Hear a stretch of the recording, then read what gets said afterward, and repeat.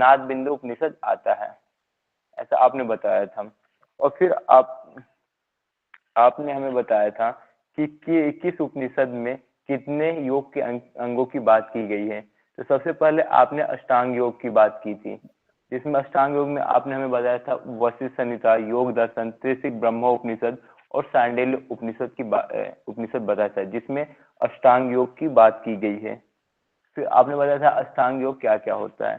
फिर किस उपनिषद में 6 अंगों की बात की गई है। तो आपने बताया था योग चूड़ामणि उपनिषद, ध्यान बिंदु उपनिषद, अमृत बिंदु उपनिषद और गोरख संहिता। फिर चतुरंग अमृत योग की बात की गई थी, अमृतनाद उपनिषद। अमृतनाद उपनिषद, सॉरी मैम। फिर किसमें चतुरंग योग की बात की गई है, तो योग राज उपनिषद और हठ योग प्रदीपिका में चतुरंग योग की बात की गई है, ऐसा बताया था आपने। फिर किसमें 15 योग के 15 अंगों की बात की गई है, तो तेजो बिंदु उपनिषद में जो है योग के 15 अंगों की बात की गई है। फिर आपने हमें बताया था कि किस उपनिषद में प्राणायाम के विषय में बताया गया है। हेलो, योग के 15 अंग कहाँ बताए हैं? तेजो बिंदु उपनिषद।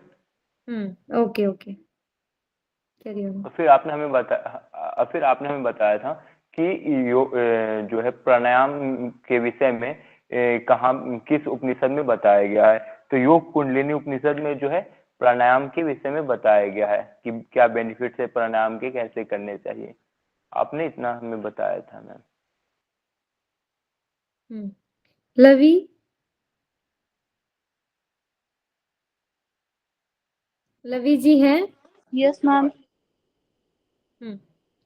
आप मुझे बताइए कौन सा योग उपनिषद किस वेद से रिलेटेड है, संबंध रखता है? Yes ma'am. मैम जो हमारा वो है कृष्ण यजुर्वेद से है, श्वेताश्वतर, योग कुंडल उपनिषद, योग तत्व उपनिषद और ध्यान बिंदु उपनिषद। और जो मेन उपनिषद में इसमें आते तैत्तिरीय और कठोपनिषद। और फिर शुक्ल यजुर्वेद से लिया गया है त्रिशिखी ब्राह्मणोपनिषद, ईशावास्योपनिषद और बृहदारण्यक उपनिषद।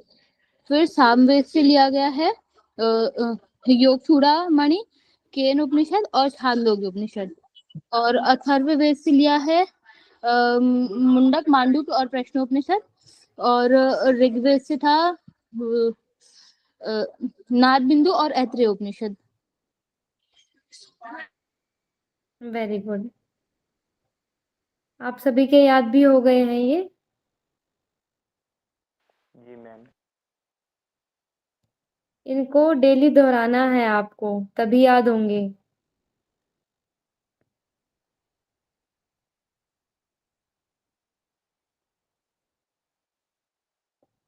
चलिए आगे शुरू करते हैं। हम लास्ट से स्टार्ट करते हैं, योग राज उपनिषद। ये जो सबसे छोटा है, और हम छोटे से फिर बड़ा हम कवर करेंगे, ठीक है? तो सबसे पहले योग राज उपनिषद करेंगे।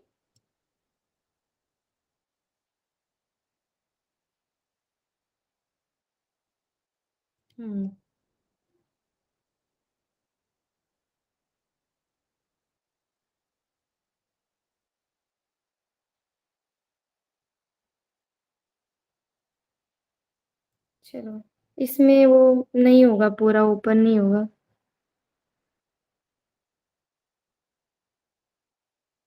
चलिए, योग राज में कुल मैंने आपको पेजेस भी भेज दिए हैं, 2 पेज भेजे मैंने, वो भी योग राज उपनिषद के ही हैं, ठीक है? आप अपने उसमें ग्रुप में भी देख सकते हैं। योग राज उपनिषद में पहले ये पढ़ लेते हैं। टोटल 21 श्लोक है, ठीक है? इसका मैं एक बार आपको इंट्रोडक्शन दे देती हूँ, जो आपको इम्पोर्टेंट पॉइंट लगे वो आप अपने नोट्स में लिख सकते हैं। योगराज इसके नाम से ही स्पष्ट है कि यह योग परक उपनिषदों में श्रेष्ठ है। ये सभी योग उपनिषदों में श्रेष्ठ है, तभी इसे योगराज कहा है। इसमें कुल 21 मंत्र हैं, जिसमें योग विषयक सिद्धांत को बड़े सरल शब्दों में बताया है। सर्वप्रथम 4 योग मंत्र, लय, हठ और राज का उल्लेख है। 4 योगों का वर्णन है इसमें, मंत्र, लय, हठ और राज। कोई मुझे बताएगा इन चारों का वर्णन और कहाँ मिला है हमें? मैम शिव संहिता में भी है। एक बताओ निष्ठा जी।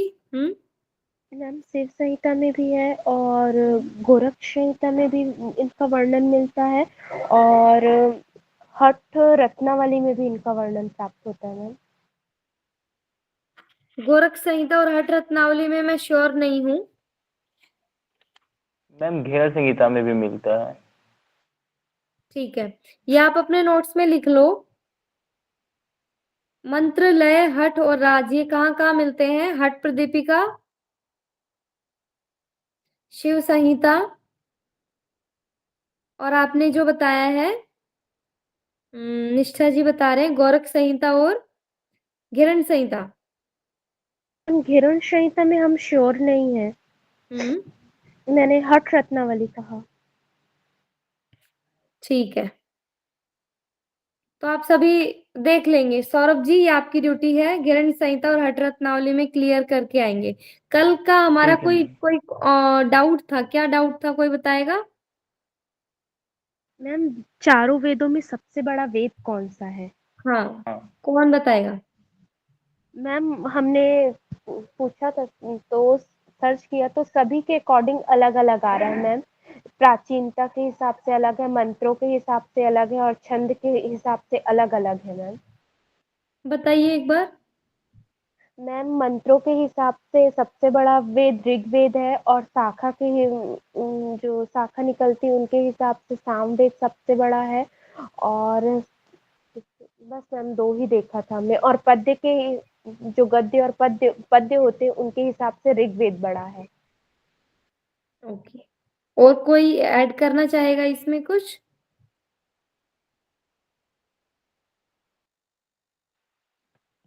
मैम मंत्र के हिसाब से मैंने देखा था ऋग्वेद है। तो ये श्योर है, मंत्र के हिसाब से ऋग्वेद हमारा सबसे बड़ा वेद है और शाखा के हिसाब से Samaveda. Am I right? Yes ma'am. जी मैम। तो इतना हम याद रखेंगे और गद्य पद्य के अकॉर्डिंग ऋग्वेद। ठीक है, और ये और ऐड कर लेंगे, मंत्र, लय, हठ और राज इन चारों का वर्णन कहाँ है? हठ प्रदीपिका, घिरण संहिता, गोरख संहिता, हठ रत्नावली और शिव संहिता, मतलब सब हठ योगी ग्रंथ में है लगभग।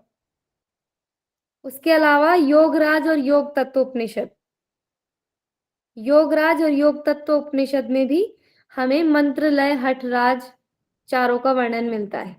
ठीक है, तो यहाँ पर क्लियर हुआ हमें योगराज उपनिषद में 4 योग का वर्णन बताया है। ठीक है, मंत्र, लय, हठ और राज। इसके बाद योग के प्रमुख 4 अंग बताए हैं। अब योग के 4 अंग बताए हैं, आसन, प्राणायाम, ध्यान और समाधि। प्राणायाम को यहाँ पर प्राण संरोध बोला है, प्राण संरोध। उसके बाद इन्होंने 9 चक्र बताए हैं, 9 चक्रों का नाम बताया है, उनका वर्णन किया है, उनका आकार, शेप किस तरीके की है और उसमें ध्यान लगाने से क्या फल मिलता है, ये इन्होंने बताया है। अंत में इन्होंने चक्रों के ध्यान की फलश्रुति बताई है। हाँ, क्लियर है? ये इन्होंने बताया, सिलेबस में देख लेते हैं अभी। इसमें शायद मैं हाइलाइटर यूज ना कर पाऊं।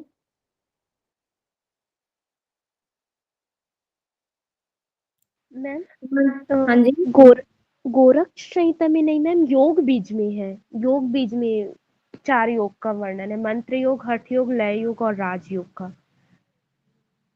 ठीक है। देखो आप अभी अगर कंफ्यूज हो तो कोई बात नहीं, कल हम आप पढ़कर आना इसको। ठीक है, हम मिलकर सॉल्व करेंगे। अभी मुझे भी टाइम हो गया है हठ योगी ग्रंथ पढ़े हुए, पर मैं योग उपनिषद में श्योर हूँ, योग तत्व और योगराज उपनिषद में। ठीक है, और बाकी आप देख के आना। निष्ठा जी, सौरभ जी, लवी जी, आप तीनों का काम है ये। ठीक है, ठीक है मैम। Yes ma'am. अच्छे से देख के आना। और जिसमें मैंने देखा है उसमें मैं श्योर हूँ, हठ प्रदीपिका और शिव संहिता में मैं श्योर हूँ। ठीक,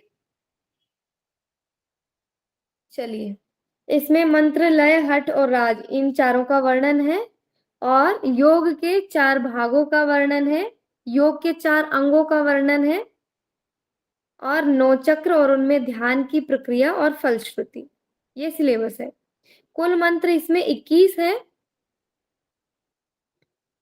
सॉरी, चतुरंग योग, आसन, प्राण संरोध, ध्यान, समाधि, योग के 4 प्रकार। चक्र इसमें 9 है। हम नीचे से ऊपर स्टार्ट करते हैं चक्र। सबसे पहले मूलाधार चक्र को इन्होंने ब्रह्म चक्र बोला है, और ब्रह्म चक्र के अलावा इन्होंने मूल चक्र भी इसको बोला है। ब्रह्म चक्र, स्वादिष्ठान चक्र, नाभि चक्र, हृदय चक्र, कंठ चक्र, तालुका चक्र, भ्रू चक्र, ब्रह्मरंध्र, एंड लास्ट 9th चक्र इज व्योम चक्र। ओके, और इसमें पीठ भी दिए हुए हैं, 3 पीठ है, जालंधर पीठ, उद्यान पीठ और पूर्णगिरि पीठ। ठीक है,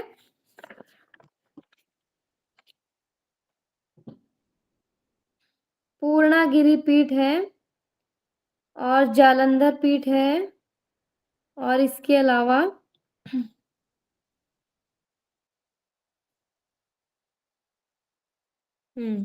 ये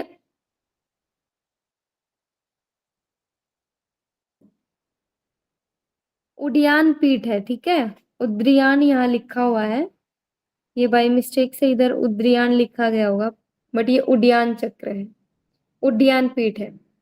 ओके, आगे है योग के प्रकार। तो पहला हम इसमें श्लोक पढ़ेंगे। इसमें क्या क्या इंपॉर्टेंट चीज है इस उपनिषद में मैं आपको बता देती हूँ।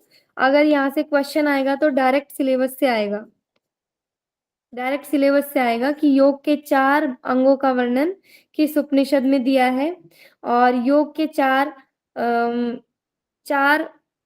योगों का वर्णन किस योग उपनिषद में बताया है, और 9 चक्रों का वर्णन किस उपनिषद में बताया। ठीक है, डायरेक्ट सिलेबस से क्वेश्चन आएगा। एक इस हिसाब से क्वेश्चन बनेगा। दूसरा तरीका है डायरेक्ट श्लोक से क्वेश्चन आएगा। पहला श्लोक है इसमें, योग राजम प्रवक्ष्यामि, आपको दिख रहा होगा ऊपर, योग राजम प्रवक्ष्यामि योगिनाम योग सिद्धये मंत्र योगो लयश्चैव राजयोगो हठस्तथा। क्वेश्चन डायरेक्ट भी आ सकता है, योग राजम प्रवक्ष्यामि योगिनाम योग सिद्धये डैश डैश करके ये भी पूछ सकते हैं ये श्लोक किस योग उपनिषद से रिलेटेड है, या फिर ये भी पूछ सकते हैं कि आगे इसको पूरा करो। ठीक है निष्ठा? Yes ma'am. तो दोनों तरीके से आपको श्लोक तो याद करना ही पड़ेगा। योग राजम प्रवक्ष्यामि योगिनाम योग सिद्धये मंत्र योगो लयश्चैव राजयोगो हठस्तथा। अब योगियों के योग सिद्धि के लिए मंत्र योग, राजयोग, मंत्र योग, लय योग, हठ योग और राजयोग, इन 4 प्रकार वाले योग से युक्त योगराज उपनिषद का वर्णन करते हैं। ठीक है Saurabh, can you please revise once again this श्लोक?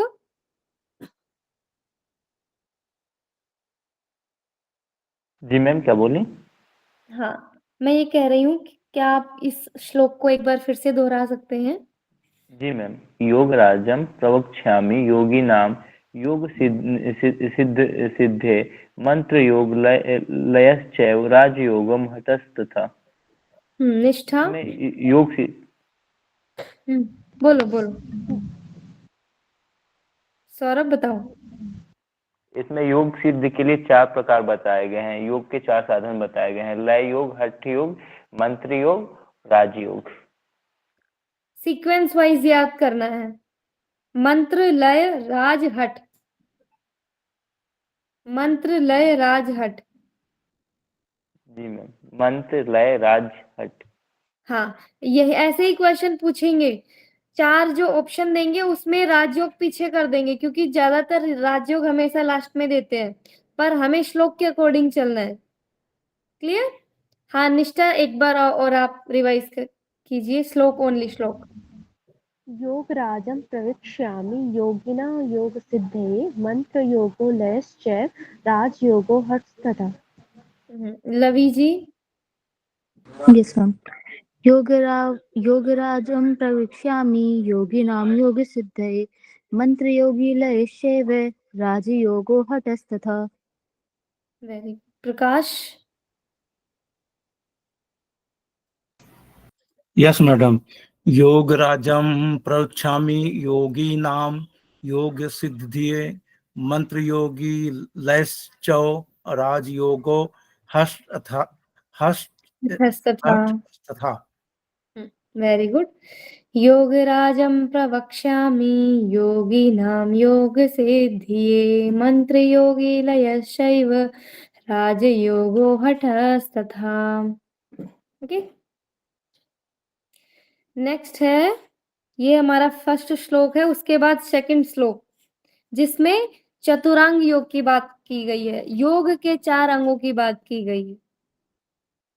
योग चतुर्विध, योग के 4 अंग प्रोक्तो बताए गए हैं। योग योगी भी तत्वदर्शी भी, योग के जो तत्वदर्शी भी हैं, योग के जो ज्ञानी है, तत्वदर्शिनी जो ज्ञानी है, उन्होंने योग के 4 अंग बताए हैं। कौन से 4 अंग? आसनम, प्राण संरोधो, ध्यानम चैव समाधितः।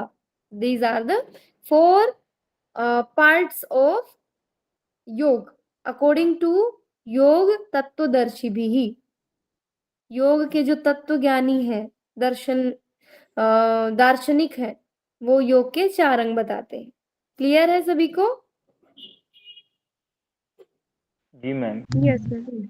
प्राण आसन, प्राण संरोध, ध्यान, समाधि, that's the second shloka of Yogaraj Upanishad. Okay, shall we move on? Yes ma'am. Next is mantra yoga. Third में बताया है, थर्ड श्लोक में एतच्चतुष्टयं विद्धि सर्व योगेषु समतं ब्रह्म विष्णु शिवादीनां मंत्रम जाप्यम विशारदई। इसका डिफाइन मैं कर देती हूँ, यहाँ मेंशन नहीं है बहुत ज्यादा। ये 4 सर्व योग सम्मत कहे गए हैं। ये जो 4 अंग अभी बताए हैं, ये सर्व योग सम्मत है, मतलब इनको फॉलो करने से पूरा योग हमारा कंप्लीट हो जाएगा। विद्वज्जन ब्रह्मा विष्णु और शिव के मंत्रों का जप करें। ठीक है, इसका कोई रिलेशन मुझे समझ नहीं आया, बट आप इसको समझ सकते हो कि ब्रह्मा विष्णु और शिव के मंत्रों को जप करने का यहाँ बताया गया है। ठीक है, इस पीपीटी में मेंशन नहीं है, जो पेजेस मैंने आपके ग्रुप में सेंड किए हैं उनमें मेंशन है। थर्ड श्लोक में क्या मेंशन है? ब्रह्मा विष्णु शिव के मंत्रों का आपको जप करना चाहिए, थर्ड श्लोक में। ओके, फोर्थ श्लोक में है, साध्यते मंत्र योगस्तु वत्सराजादिभिर्यथा कृष्ण द्वैपायना द्वैस्तु साधितो लव लय संगीत्य। अब इसमें आगे जाने की ज्यादा जरूरत नहीं है, श्लोक इतना भी नहीं आएगा, या तो डायरेक्ट पहला दूसरा ही पूछेंगे। ठीक है, आप श्लोक, एक बार आपको श्लोक बता देती हूँ। पहला श्लोक, अभी आपके पास कुछ है जिससे आप लिख सकते हो श्लोक? जी मैम, कॉपी है, लिख रहे हैं। हाँ, तो आप एक काम करो, जो मैंने आपको फोटो भेजी ग्रुप में, उसमें से देखो, या आप डायरेक्ट श्लोक नंबर लिख लो अभी अपनी कॉपी में, बाद में देख लेना। फर्स्ट, सेकंड एंड थर्ड, उसके बाद में सिक्स्थ, क्योंकि सिक्स्थ में आपका मूलाधार जो चक्र है उसके बारे में वर्णन किया है। 6, 7, 8, 9,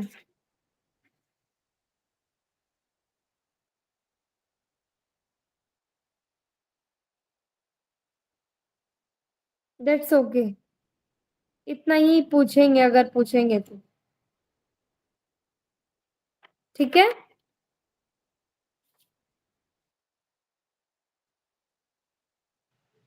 बिल्कुल। मैम मैम एक बार फिर से रिपीट कर दीजिए ना श्लोक नंबर। फर्स्ट, सेकंड, थर्ड,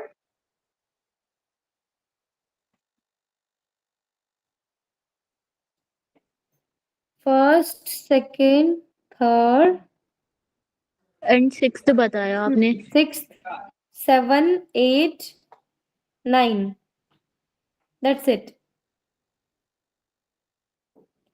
जो आप चक्रों को पढ़ेंगे ना, चक्र के जो वर्ड्स हैं वही आएंगे श्लोक में, तो उन वर्ड्स को आप अच्छे से पढ़ना ताकि श्लोक को ज्यादा रिवाइज करने की जरूरत ना पड़े। ओके, अभी हम पढ़ रहे हैं 5th श्लोक। 9 प्रकार के चक्रों में, सॉरी उससे पहले 4th श्लोक है, उसे बहुत इंपॉर्टेंट बात बताई है जो शायद यहाँ मेंशन, हाँ ये है मंत्र योग। ब्रह्मा विष्णु शिव के मंत्रों का जप करें, वत्सराज आदि ने मंत्र को सिद्ध किया, दैट्स इंपॉर्टेंट। ओके, ये हाईलाइट करेंगे इस पॉइंट को। मंत्रों में, मंत्र योग में किसने सिद्धि प्राप्त की है? वत्सराज ने। लय योग में व्यास आदि ने सिद्धि प्राप्त की है, that's it, only those two. Okay, I am revising again. मंत्र योग में वत्सराज ने सिद्धि प्राप्त की है, लय योग में व्यास आदि ने सिद्धि प्राप्त की है। इधर व्यास आदि ही मेंशन है। अब व्यास आदि में भी व्यास बहुत सारे हो सकते हैं, या उसको उन्हीं को ही बताया आदि, हाँ सॉरी, व्यास आदि का मतलब है व्यास और भी कुछ और महर्षि ऋषि, एक इन्होंने व्यास का नाम दिया है, ठीक है। 9 प्रकार के चक्रों में लय करके महात्मा लोग योग की सिद्धि प्राप्त कर लेते हैं। 9 चक्र, पहला चक्र है ब्रह्म चक्र, पहला चक्र है ब्रह्म चक्र। 9 प्रकार के चक्रों में लय करके महात्मा लोग सिद्धि प्राप्त करते हैं। अब इन्होंने बताया है ब्रह्म चक्र के बारे में, अच्छे से सुनेंगे। ब्रह्म चक्र, इसका मतलब क्वेश्चन आएगा, मूलाधार चक्र को ब्रह्म चक्र किस ग्रंथ में बताया है? योगराज उपनिषद में, ठीक है। ब्रह्म चक्र, इससे क्राउन चक्र से नहीं आप सोचना इसको, ब्रह्म चक्र मतलब मूलाधार। अच्छा, इसकी आकृति क्या बताई है? 3 बार आवृत त्रिकोण की आकृति का प्रथम चक्र, जिसको ब्रह्म चक्र कहा जाता है, ठीक है। त्रिकोण आकृति है, ट्रायंगल की शेप है और बीच में 3 बार आवृत, सांप की तरह 3 बार आवृत होके ये इसकी शेप है, ठीक है। यहाँ मैं ड्रॉ नहीं कर पाऊंगी,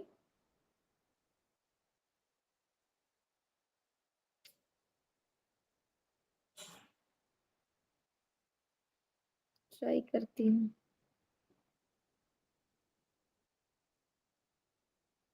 नहीं होगा भाई, ठीक है।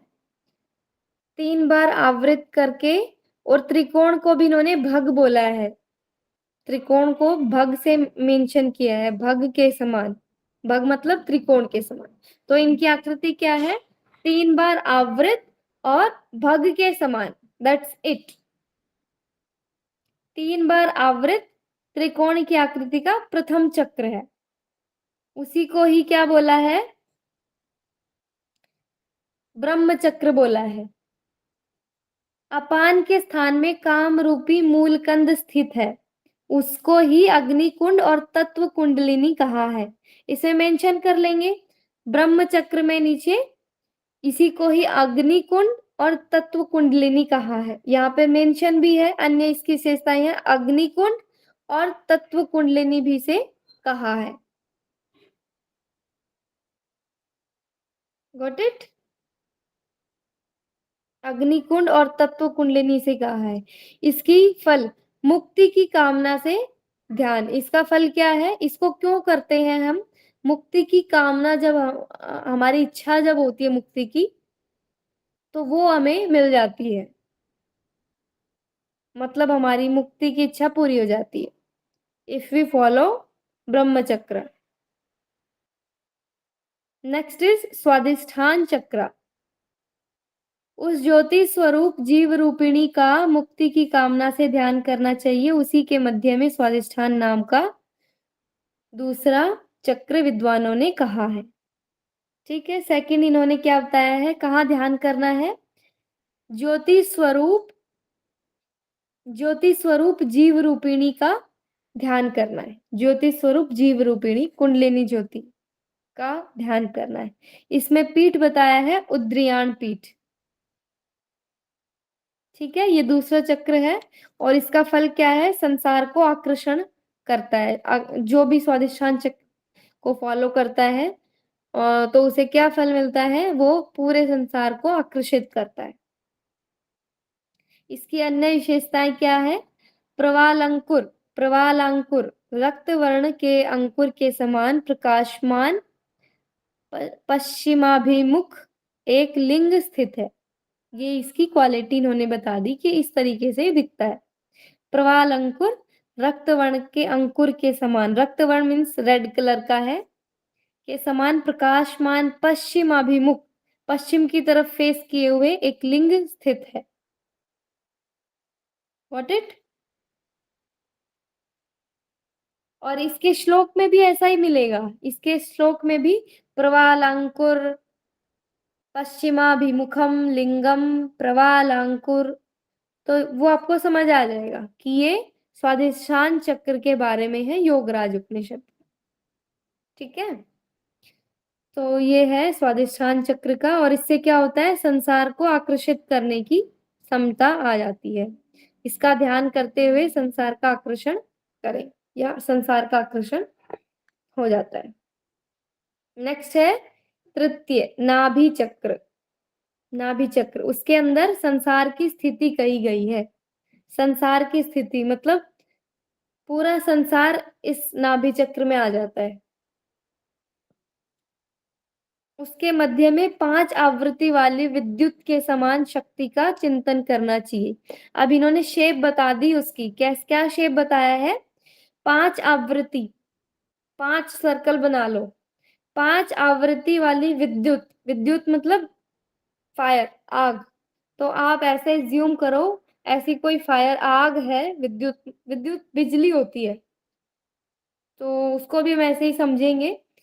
5 आवृत की हुई ऐसी विद्युत है, बिजली जैसा, विद्युत के समान शक्ति का चिंतन करें। तो इन्होंने इस तरीके से उसका शेप बताया। 5 आवृत वाली विद्युत के समान शक्ति, उसका आपको चिंतन करना है।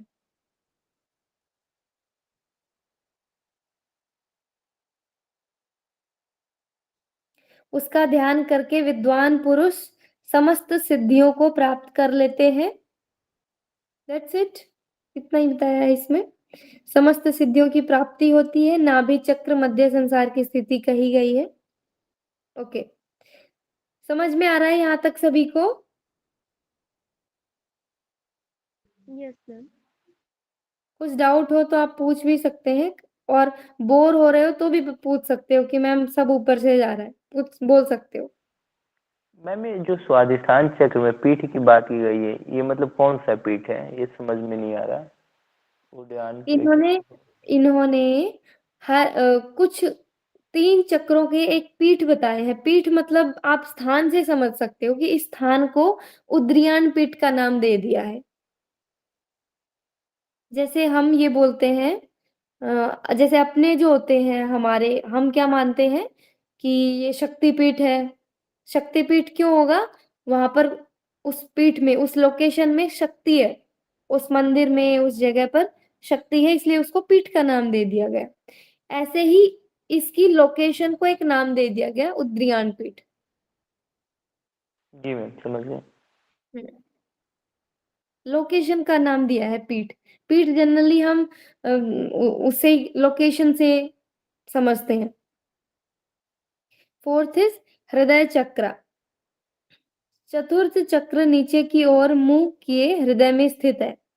तो आप सोचेंगे कि हृदय में कोई बैठा हुआ है जो नीचे की ओर देख रहा है, नीचे की ओर देख रहा है कि सभी चक्र ऊपर ऊपर आते जा रहे हैं। ठीक है, चतुर्थ चक्र नीचे की ओर मुंह किए हुए हृदय में स्थित है, ऐसा जानना चाहिए। ओके, आगे इसमें लिखा है उसके मध्य में प्रकाश के रूप में हंस का ध्यान प्रयत्न पूर्वक करना चाहिए। कैसा ध्यान करना है, हंस का ध्यान। प्रकाश के रूप में हंस का ध्यान, कोई हंस है जो प्रकाश किए हुए है, ऐसा महसूस करना है। उसका ध्यान करने से सारा संसार वशीभूत हो जाता है, इनमें किसी प्रकार का संशय नहीं होता है। तो संसार वशीभूत हो जाता है, दैट्स द फल, रिजल्ट। संसार वशीभूत हो जाता है मतलब उसको किसी भी पर्सन को या पूरे संसार को कंट्रोल करने की क्षमता आ जाती है। उसकी विशेषताएं क्या पढ़ी थी हमने? अधोमुख, नीचे की ओर मुंह किए हुए हृदय में बैठा है। और उसका ध्यान कैसे करना है? प्रकाशमय हंस, प्रकाश के रूप में हंस का ध्यान करना है। नेक्स्ट है कंठ चक्र, पंचम चक्र कंठ चक्र कहा गया है। उसके वाम भाग में, उसके वाम भाग लेफ्ट साइड में ईड़ा, दक्षिण राइट भाग में पिंगला और मध्य में सुषुम्ना की स्थिति की गई है। मतलब ये जो कंठ चक्र है, यहाँ से हमारे 3 नाड़ियां जा रही हैं, ईड़ा, पिंगला, सुषुम्ना की स्थिति की गई है। वहां पर कंठ चक्र में पवित्र प्रकाश का ध्यान करने से, किसका ध्यान करने से? पवित्र प्रकाश। और इसमें लिखा हुआ है, श्लोक में वर्ड लिखा है शुचि ज्योति, शुचि ज्योति, पवित्र प्रकाश। तो ये नाम ध्यान रखेंगे, शुचि ज्योति। शुचि मतलब प्योर, पवित्र, ज्योति प्रकाश का ध्यान करने से समस्त सिद्धियां मिल जाती हैं। छठा तालुका चक्र कहा गया है। Okay, so that's it. इसकी विशेषताएं क्या है? इसके वाम भाग में ईड़ा, पिंगला और बीच में सुषुम्ना है। समस्त सिद्धियां प्राप्त हो जाती हैं। ध्यान कहाँ पर करना है? शुचि ज्योति। नेक्स्ट है तालुका चक्र।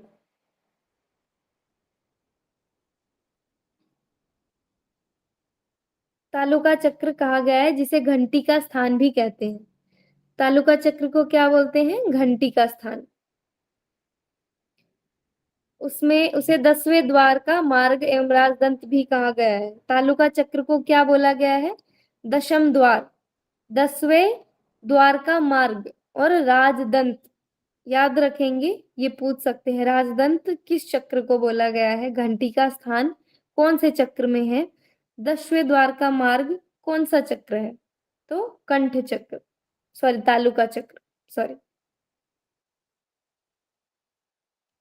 10वां द्वार इसे बोला गया है, राजदंत भी कहा है। वहां पर शून्य में मन को लय करने से मनुष्य निश्चित रूप से मुक्ति प्राप्त कर लेता है। तो इसका फल क्या हुआ? मुक्ति प्राप्त कर लेता है। कैसे करेगा? जब शून्य में मन को लय करेगा, या शून्य में मन को लय करेगा। और तालुका ये है जो हमें दिखता है, इसको क्या बोलते हैं इंग्लिश में?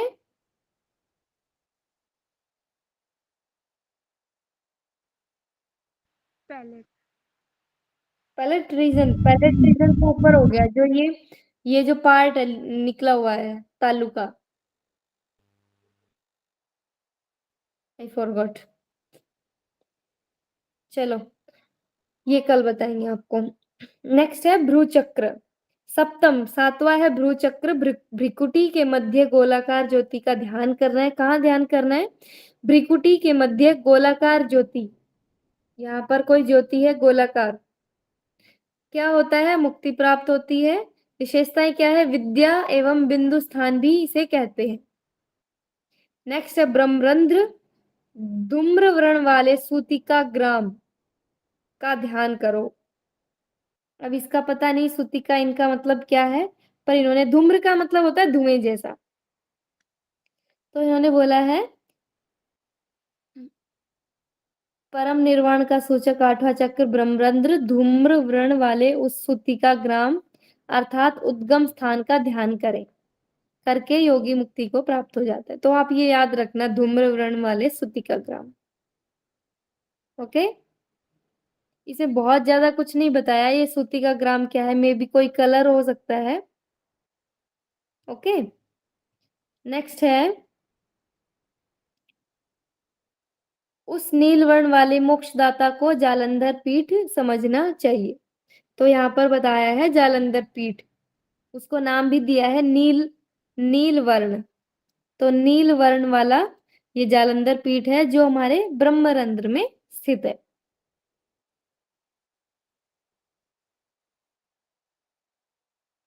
नौवा चक्र 16 दल वाला व्योम चक्र कहा गया है। व्योम चक्र कितने दल है? 16 है, 16।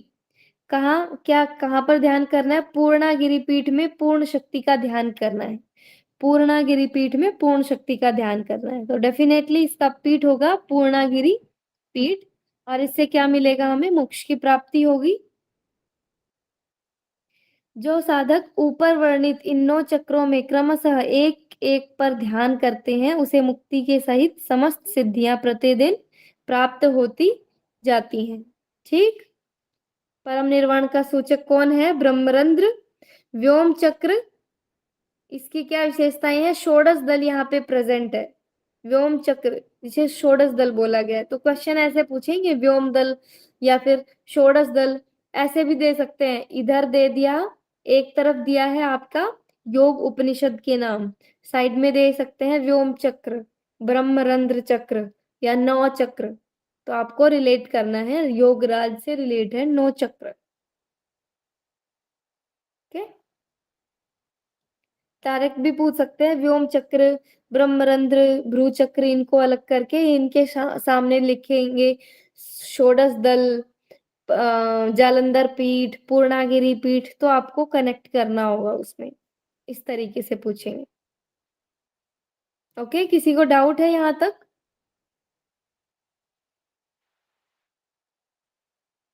No ma'am. ओके, आगे चलते हैं। कुंडलिनी के बारे में इन्होंने लास्ट के 3 श्लोकों में इन्होंने बताया है। लास्ट के 2 श्लोक में इन्होंने पूर्ण किया है।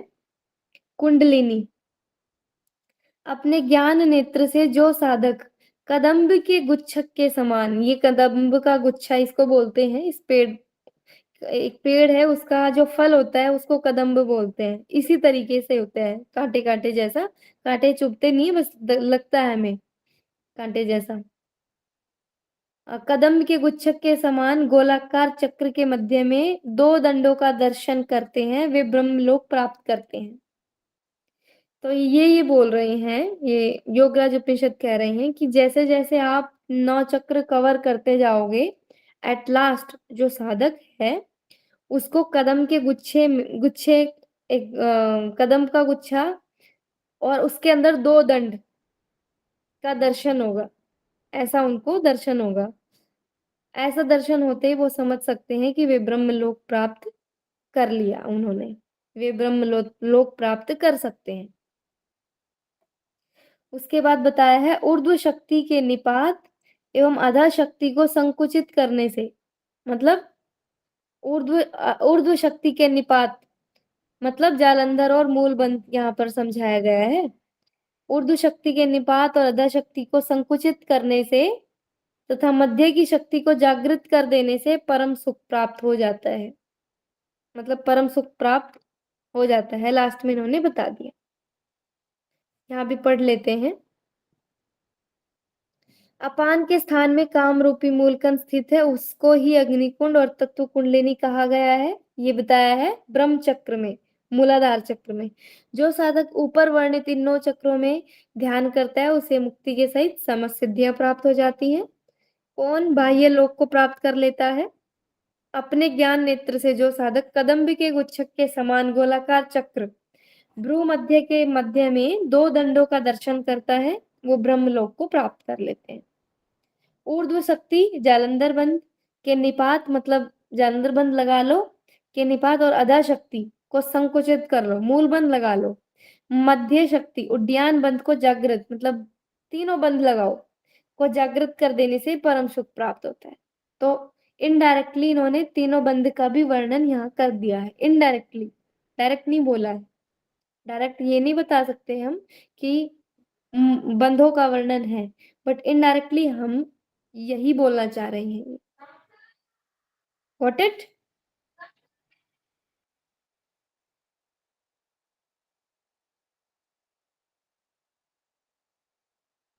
यहाँ तक क्लियर है सभी को? कोई डाउट? यहाँ कंप्लीट हो गया है हमारा योगराज उपनिषद। मैम यहाँ पे कुंडलिनी के स्थान में, ये अपान के स्थान में, इसका तात्पर्य क्या है? ये समझा रहे हैं कि जहां ब्रह्म चक्र है वहीं पर कुंडलिनी है।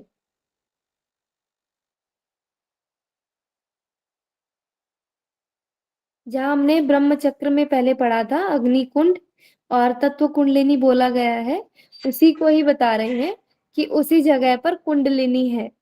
बस इतना ही बताया है, बहुत ज्यादा नहीं बताया कि 3.5 फीट वो लगा के बैठा है, ऐसा कुछ नहीं बताया है।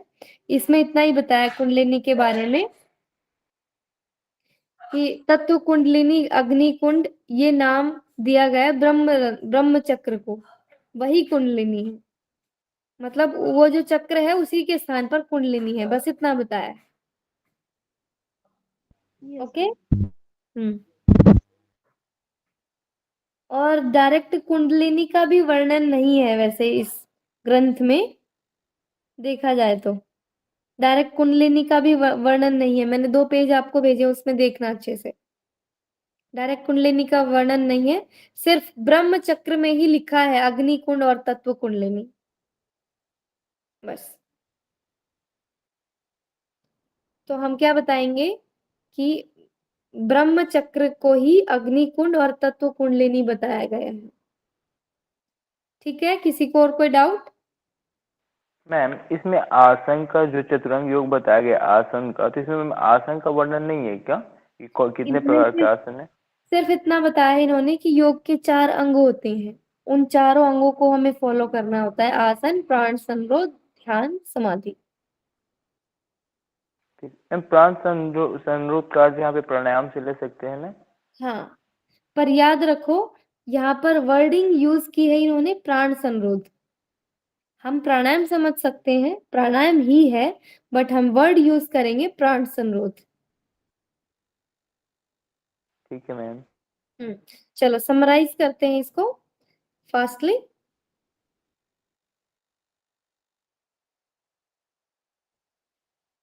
चलो निष्ठा जी, आप समराइज कराओ जल्दी से। Yes ma'am. मैम योगराज उपनिषद जैसे अन्य योग उपनिषद है उसी की तरह है, या किसी भी वेद से संबंधित नहीं है। इसमें कुल 21 मंत्र हैं और इसमें 9 चक्रों का वर्णन किया गया है, तथा योग के जो अंग बताए गए हैं वो 4 अंग बताए गए हैं। आसन, यहाँ प्राणायाम को प्राण संरोध कहा गया है, ध्यान और समाधि इसके तत्पश्चात है। फिर पीठ, इसमें 3 पीठ का वर्णन है, जालंधर पीठ, उद्यान पीठ और पूर्णगिरि पीठ। अब एक श्लोक है, योगराजम प्रवक्ष्यामि योगिनाम योग सिद्धये मंत्र योगो लयश्च राजयोगो हठः तथा। इसमें मंत्र योग, लय योग, राजयोग और हठ योग है। यहाँ ध्यान देने वाली बात ये है, हर ग्रंथों में अधिकतर में राजयोग अंतिम में रखा गया है, यहाँ पर हठ योग अंतिम में रखा गया है। मंत्र योग में विष्णु, ब्रह्मा और शिव आदि देवों का मंत्र करने का, श्रद्धा पूर्वक जाप करने का वर्णन है। और मंत्र योग में यहाँ बताया गया वत्सराज जो है वो इसमें सिद्धि प्राप्त कर चुके हैं। इसके बाद लय योग का वर्णन आता है, तो लय योग 9 जो चक्र है उनका, उनमें ही प्राण को लय कर देना लय योग है। और इसमें सिद्धि जो है वो व्यास आदि ने सिद्धि प्राप्त की है। इसके पश्चात आता है ब्रह्म चक्र। 9 चक्रों में 9 चक्र है, ब्रह्म चक्र, स्वादिष्ठान चक्र, नाभि चक्र, हृदय चक्र, कंठ चक्र, तालुका चक्र, भूम चक्र, ब्रह्मरंध्र चक्र और व्योम चक्र। तो ओके, थैंक यू निष्ठा जी। आगे लवी जी कैरी ऑन करेंगे। यस मैम, इसमें जो 9 चक्र जो ब्रह्म चक्र वगैरह बताया है, तो पहला था हमारा ब्रह्म चक्र, जिसे मूलाधार चक्र बोला गया है। और इसमें त्रिकोणाकार के वो जो इसमें ब्रह्म चक्र में वो जो कुंडली रहती है वो सिर्फ त्रिकोणाकार की रहती है। उसका उसके आपने फल बताए थे कि मुक्ति की कामना से ध्यान रहता है। और इसमें इसको आपने एक ये बताया था कि इसे तत्व कुंडली भी कहा जाता है। और और फिर ऐसे नौच और एक और अग्नि कुंड बताया था। इस कहाँ पर ध्यान करना है? मैम ऐसे मूलाधार चक्र है तो वहां पे ध्यान करना है। कुछ लिखा था स्पेशल?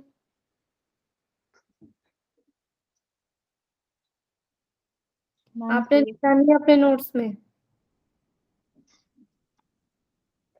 नहीं मैम, शायद स्किप हो गया। देखो यहाँ है, देखो 3 बार आवृत भग के समान आकृति, दैट्स इट। हाँ तो मैम ये बताया था ना कि त्रिकोणाकार जो है तो वो उसका ध्यान करना है। जो जो लिखा है वही बोलना है, यही तो कंफ्यूजन है, यही पर ऐसे ही तो नंबर कटते हैं हमारे। तो लिखा तो है मैम क्या एग्जैक्ट तो क्या वहां बोलेंगे? पर देखो, वहां पर एग्जाम में पूछेंगे त्रिकोण आकृति, और उसके साथ अलग दूसरा ऑप्शन दे देंगे 3 बार आवृत भग के समान। अब आप सोचोगे हमने तो त्रिकोण आकृति पढ़ा था, पर श्लोक में क्या मेंशन है? 3 बार आवृत्ति भग के समान।